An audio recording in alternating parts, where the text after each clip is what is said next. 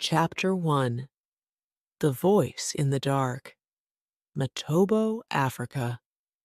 The hot sun burned down on the small town. An old wooden sign above the road was shaking in the strong wind. The words on it were unclear now, but it read, "Welcome, President Edmund Zuwani." The car moved slowly down the road. The driver was a black African man. Next to him, a fair-haired white man was writing a list of names in a blue notebook. Another white man with long, dark hair sat in the back seat, holding two cameras. "She refused to tell me her husband's name," the white man in the front seat shouted above the noise of the wind. "The names of the dead are bad luck," the driver replied. "Zuwani murdered half the town. Can their luck get worse?" The driver slowed the car. "He can murder the other half." The fair-haired white man put a gun and a new notebook into his bag. He and the driver climbed out of the car. "Stay here," the driver said to the cameraman. Slowly, the two men walked across the street toward a large, old stadium. Outside, two boys kicked a ball around the dry, brown grass. One of the boys shouted to the two men. "They want to show us the bodies," the driver said. The boys took the men into a room inside the stadium. There was a strong smell of death. The men covered their noses and told the boys to go outside. In the dark corners of the room, they could see piles of bodies on the floor. "Xola now!" was written in blood on the walls. They started to check the bodies. They recognized some of the dead and found the names of others from the papers in their pockets. The white man pulled the notebook out of his bag and started to write. Suddenly, there was a shout from one of the boys outside. "Somebody's coming," the white man said. The two men ran out into the bright sunlight. There was nobody outside, only the two boys. Slowly, one boy lifted a gun and shot the black African in the chest. Then he turned to the white man and shot him in the stomach. The white man fell to his knees. "It's okay," he said quietly. "It's okay." It was the last thing that he ever said. The boy stood over the body. "The teacher says, 'Good day to you,'" he whispered. Hiding in the back of the car, the cameraman took some photos. Then he quietly climbed out of the car and disappeared into the trees. A few minutes later, another vehicle arrived. The door opened and three soldiers climbed out. A tall, well-dressed African man followed them and walked slowly toward the stadium, the United Nations building, New York. The main hall was full of people. Ambassadors from around the world and their assistants were listening to the Spanish ambassador's speech. The interpreter sat in glass booths above them, repeating his words into Chinese, Russian, French, Arabic. Outside the hall, UN Security Chief Li Wu spoke to Assistant Chief Rory Robb. "There's a security problem at the main entrance. Put the Secretary General in the safe room. Take the Spanish ambassador out of the building then get everybody out. A UN guard came into the English interpreter's booth as Sylvia Broom finished interpreting the Spanish ambassador's words into English. "Can you leave the building quickly, please?" the guard said. Sylvia, a tall woman of about 30, with long, fair hair and clear blue eyes, picked up her coat, but left her music case in the booth. "I'm teaching a student tonight," she said. "This bag's heavy and I don't want to take it downstairs. I'll get it later." The UN security officers worked quickly and emptied the building. Then they took the Spanish ambassador outside to his car. Rory Robb watched the large black car drive through the UN gates. He used his radio to call his chief. "The Spanish ambassador has left the UN," he said. "He's in the US again." Sylvia spent the next few hours in a restaurant with a group of other interpreters. It was 9 o'clock at night when she returned to the UN building. She didn't see anyone as she ran upstairs. She opened the door to the interpreter's booth and picked up her music case. Suddenly, she heard a man's voice. "The teacher will never leave this room," he whispered. He was speaking in Ku, the language of Matobo. Sylvia turned on a light and looked at her desk. One of the microphones in the hall below was still switched on. As the booth lit up, the man stopped talking. Quickly, Sylvia switched off the light, but it was too late. She couldn't see him, but he could see her. She was shaking as she left the booth and ran down the stairs. She heard footsteps, then a door opened and closed. Someone was following her. She ran into the nearest room, the men's restroom, and hid behind the door. The footsteps came nearer and stopped outside. Sylvia pressed her back against the wall. Then, slowly, the footsteps moved away. At the same time, on the other side of town, Secret Service agent Tobin Keller, a tall, thin man with tired, sad brown eyes, was sitting alone in a bar. He sat there for a long time. Then he went to the payphone in the corner of the room and called his apartment. A woman's voice on the answering machine said, "You've reached the Kellers. We're out having a good time. Please leave a message." It was his wife's voice. He put more money into the payphone and called the number again, and again, and again. Chapter 2. Truth or Lies? The next morning, Sylvia went to a garage near her apartment and unlocked her motorcycle. She didn't see the well-dressed African man who was watching from his car. Sylvia moved quickly through the busy traffic. Looking in her mirror, she saw the large black car behind her. When she moved faster, the car moved faster too. Soon it was very close to her. Suddenly, the stoplight in front of her turned red. She rode through the light, but the car had to stop. When she arrived at the UN building, she went to the interpreter's restroom. She put her purse and coat in her locker. The cleaner smiled at her and said something in Portuguese.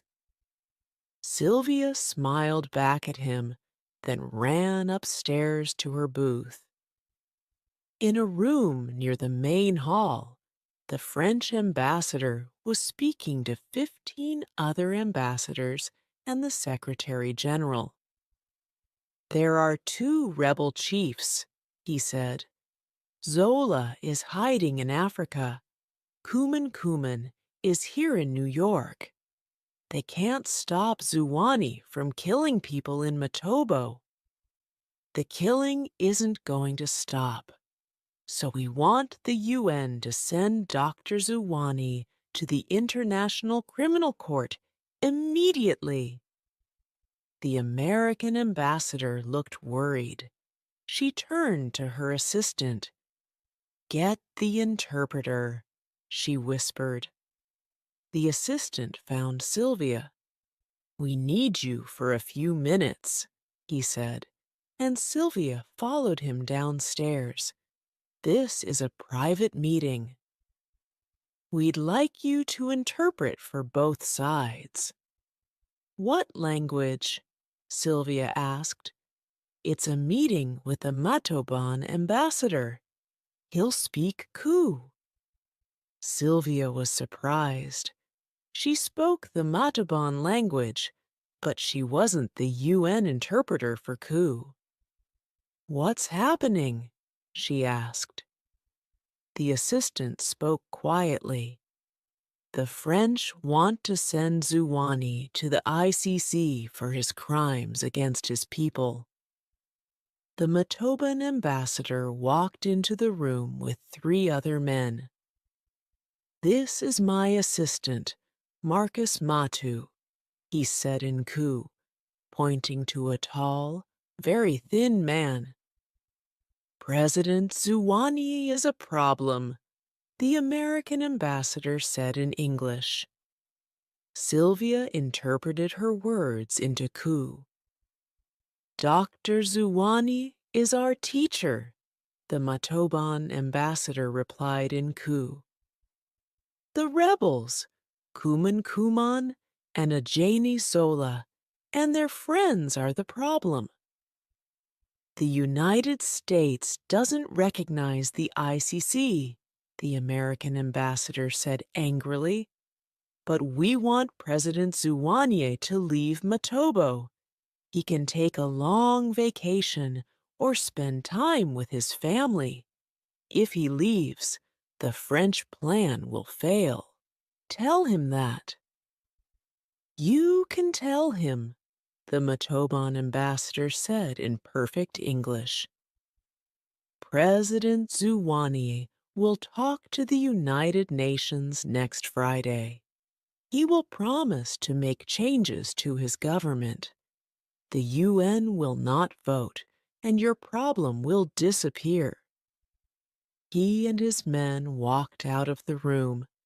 Sylvia remembered the words from the night before.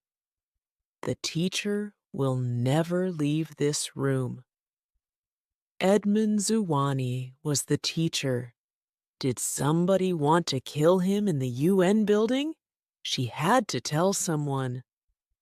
Later that day, Sylvia sat in the UN security office with Chief Wu and Rory Robb. "Why didn't you call us last night?" Rory said. "I was scared, so I went home," Sylvia replied. "Did you see anyone?" Rory asked. "No," she answered, "but they saw me. I didn't understand the words, but today the Matoban ambassador called President Zuwani the teacher. Zuwani's coming here on Friday." "Call the Secret Service," Chief Wu said.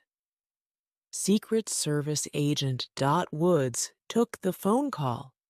An hour later, she and Tobin Keller drove across New York to the UN building. Tobin's bag was on the back seat of the car. "Did you go home last night?" Dot asked. Tobin shook his head, but didn't speak. I went to a party, Dot said. It was somebody's birthday, and I had to sing. You know I can't. Tobin held up his hand. Dot, he said quietly, stop. You don't have to talk. Okay. There were 10 or 12 protesters outside the UN.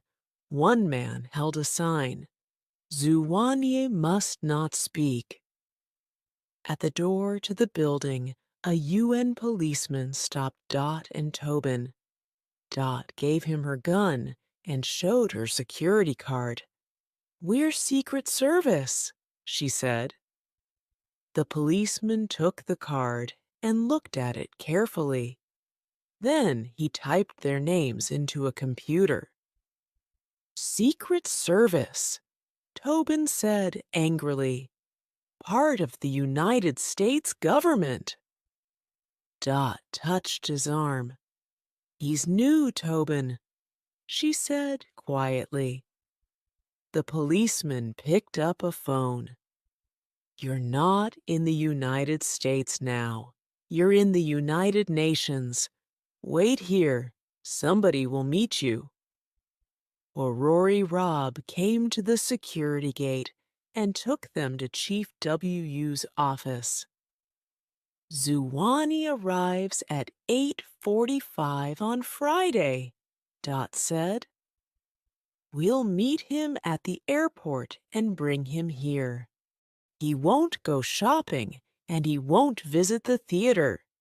He'll speak to the UN and then he'll leave. Why is he coming here?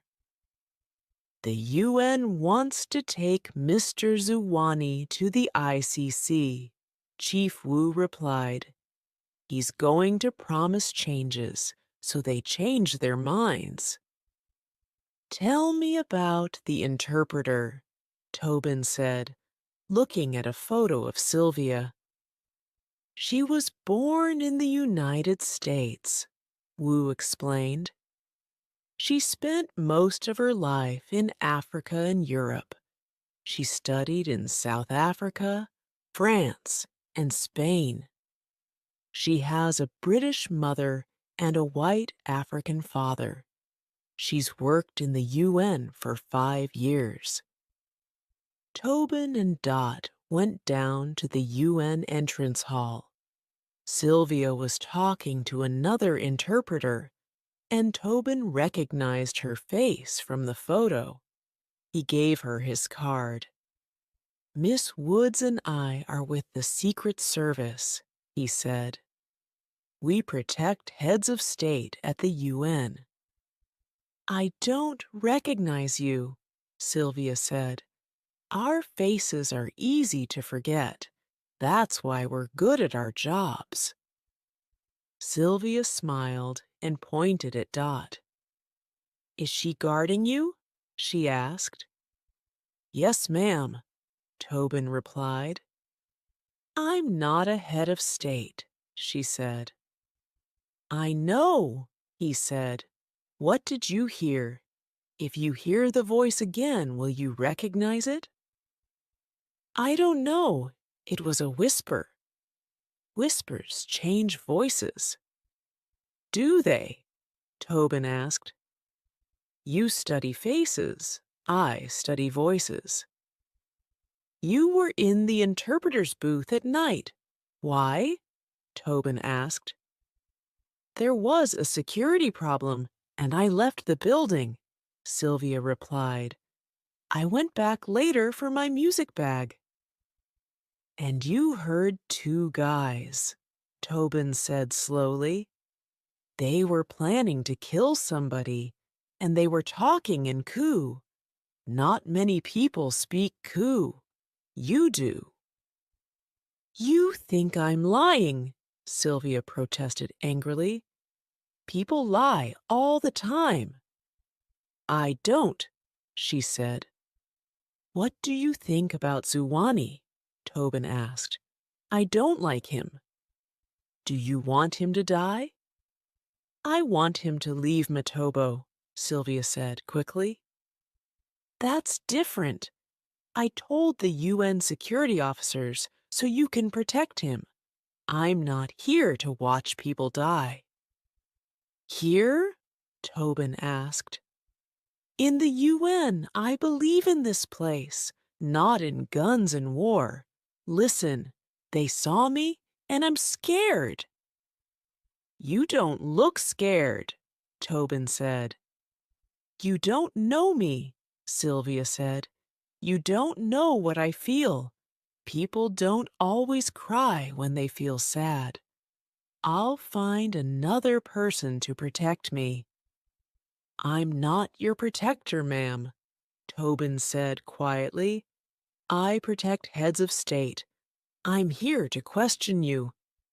Sylvia gave Tobin his card and walked angrily away. "What do you think?"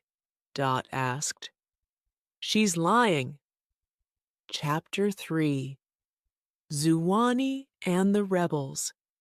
Tobin and Dot returned to the Secret Service offices in another part of New York. As they walked through the building, some people said quietly, "Hi, Keller." Some looked away from him. Two men were standing outside Tobin's office. "We're Special Agents Lewis and King," one said. "We're here to help."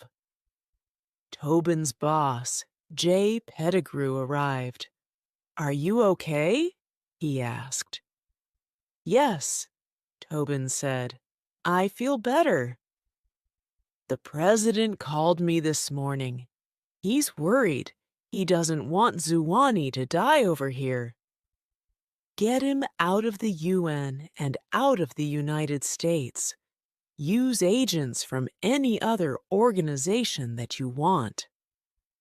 Tobin and Dot left the Secret Service offices and went to the CIA. They talked to Agent John Hasro. "Years ago, Edmund Zuwanier was a good guy," Hasro told them. "Matobo had a very bad government. Zuwani freed the people, and they loved him. Then he changed." He showed them pictures of Zuwani. In each photo, the African president held a gun. Then Hasro showed them some pictures of dead bodies. "Zuwani murdered 32,000 Ku this year. Every year, he kills more people. Matobo is a dangerous place, and it's getting worse." "Who wants him to die?" Tobin asked. "Millions of people, and these two men." John showed them a photo of a handsome young African man. "This is a Jean Zola. He's a doctor's son, and he went to school in Paris. He was a peace protester, but now—" "And that one?" Dot asked. John picked up a photo of an older African man with guards around him. "That's the man with two names," Tobin said. "I read about him in the newspapers every day." "One name, used twice," John said. "Kuman Kuman. He lives here in New York. He was Zuwani's friend, but now they're enemies. He got too close to the president's daughter. Kuman Kuman says that Zuwani is a madman. Both Kuman Kuman and Zola are popular, and they both want Zuwani to die. They want him to die in the United Nations," Tobin said, "in front of ambassadors from 191 countries, in front of the news cameras, in front of the world." He gave John some papers. "This is the interpreter," he said. "Find out everything about her." Dot drove Tobin to the Matabon government offices before she returned to the Secret Service building. Tobin went into the office of Niels Lud, a tall, middle-aged white man, President Zuwani's head of security. "Tell me about the interpreter," Lud said. He started to make coffee. "Is she lying? Is she pretty?" Tobin gave Lud some papers. "This is the UN's information about her. She has a Matoban passport." Lud looked surprised. "Does she?" "She was born here," Tobin said. "Are you serious?" Lud asked. "Yes," Tobin replied. "Black or white?" Lud asked. Tobin looked at the coffee pot. "No, thanks." "Is she black or white?" Lud said angrily. "White." "We need to find out. Is she lying or not?" That night, Sylvia returned to her apartment. It was small and colorful, with African masks and photos on the walls. She lifted the phone, then put it down. She took her cell phone out of her purse and opened it. Then she closed it and put it in her pocket. She ran out of the apartment to a payphone, called a number in France, and listened to the message on the answering machine. "This is Brûlé. Leave a message." "Philippe, it's Sylvia. I must talk to you. Can you call me?" "No, don't call me. I'll call you later." She left the phone booth and walked nervously down the street. There was a young black man behind her. A cell phone rang. The young man stopped and pulled his phone out of his pocket. "Hi, Mom," he said. Dot watched from across the street as she spoke into her phone to the young black man. "Agent Sample," she said. "You're too close." Doug Sample laughed. "Yes, Mom, things are okay. My boss is a problem, but—" Sylvia smiled. He was just another worker walking home. She went back into her apartment building. The well-dressed African man sat in his car on the other side of the street. He watched Sylvia, Dot, and Doug Sample. Nobody saw him. When she was inside her apartment, Sylvia turned on the light in her living room, took some new notebooks out of a shopping bag, and put them on the table. She wrote an address on a large envelope and put the notebooks inside the envelope. Then she walked slowly to the window and looked down at the dark street. On the other side of the city, Tobin was opening his apartment door. He went into the living room and looked at the photos on the wall. He and his wife were eating, sailing, laughing. There was a big picture of his wife dancing. He sat next to the phone, turned on the answering machine, and listened to a message from his wife. He listened to the same message every night.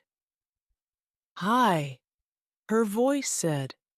"I'm sitting here thinking, I made a mistake. Are you there?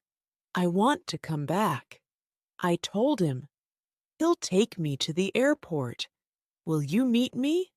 I'll call you when I get there. I hope you haven't changed the locks."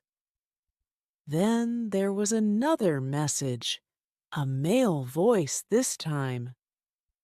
"This is Officer Looper, New Mexico State Police. I want to speak to Tobin Keller. Please call me at 812 Highway. Thank you." Then a third message from a different man. This is Dr. Cleary, calling from Albuquerque General Hospital. I'm sorry, but... And Tobin's own voice. Yes? Hello? The final message was from Dot. Tobin? Are you there? She asked. I just heard. I... I don't know what to say. I'll call you later. I'm thinking about you.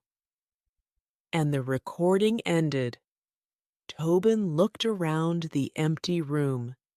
Then he picked up a bag and left the apartment. Chapter 4. The Photo. The next morning, Sylvia sat in a small office in the Secret Service building. Put your hand in this machine, an agent said. I'm going to ask you some questions. The machine will check your answers. Tobin and Niels Lud watched through a one-way window. I have some information, Lud said. Her parents had a farm in the Mukwa Mountains. In the 1980s, the mountains were full of rebels and soldiers. Her parents were driving her younger sister home from school, and they were killed by accident by Dr. Zuwani's soldiers. How old was Sylvia? Tobin asked. 12 or 13, Lud replied. She will never forget or forgive Dr. Zuwani. I think she wants the UN to send him to the ICC. The agent came into the room. Can you come with me, sir? He said to Tobin. I've done the test, but the results aren't clear.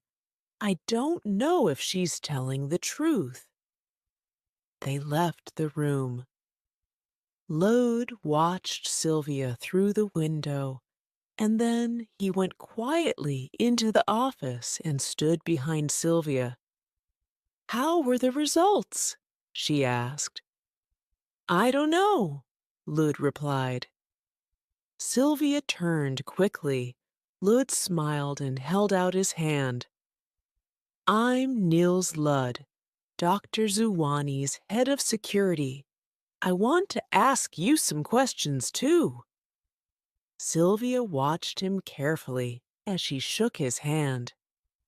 What's your opinion of Dr. Zuwani, Miss Broom? Lud asked. Do you believe that he's a good man? I believe in peace and quiet, Mr. Lud, Sylvia said. That's why I'm at the UN. You are not an ambassador. You only interpret. He stopped for a second, then continued. You heard a whisper. So it will probably be difficult for you to recognize the speaker? Sylvia looked at him. Maybe, she said slowly. Suddenly, Lud moved closer to her. Tell me, do you have a brother? He asked. Sylvia pulled away from him. The door opened, and Tobin walked in. He looked angrily at Lud, then spoke to Sylvia. You can go. An agent will take you back to the UN. Sylvia left the room quickly, and Tobin turned to Lud. There are no results from the test, he said coldly. But I believe her. And next time you want to question an American in the United States Secret Service offices, ask my permission. As Sylvia and Lud left the building, Tobin and Dot showed some other agents the pictures of Zuwani, Zola, and Kuman Kuman. I'm from Brooklyn, Agent Mohammed said. Okay, Mo, you can follow Kuman Kuman. You and another man spoke. I was with him when he first came from Matobo. Okay, Agent Ostroff, you can work with Mo. Now, Zola, Tobin continued, the CIA has a list of his friends here in the U.S. We'll get it soon. We're looking at the protesters, too. Pettigrew came into the room. I want to talk to you and Dot, he said to Tobin. They moved away from the other agents. What's happening? Pettigrew asked. She only heard a whisper, Tobin said. She won't recognize the voice. The killers don't know that, Pettigrew said. Wait a minute, Jay, Tobin protested. That puts Sylvia in danger. They'll try to stop her. We've only got 3 days, Pettigrew said angrily. He turned and walked away. An hour later, Tobin had a call from Niels Ludd. I'm sending you a photo. Can you print the front and back of it? Yes, Tobin replied. He looked at his computer and waited for the picture. Listen, he continued. I need the names of everyone in the UN who arrived from Africa in the last 6 months, and a list of everyone at the Matabon offices here. Why? Ludd asked. We want the interpreter to listen to their voices, Tobin said. It was only a whisper, Ludd said slowly. She wants to try. She thinks she can recognize the voice. Ludd was silent for a minute. Then he said, Do you have the photo? Look at it carefully. It's a protest against Zuwani. The speaker is a Jaina Zola. Look at the crowd. Look closely. There was a young white woman in the crowd. The picture wasn't clear. Was it Sylvia?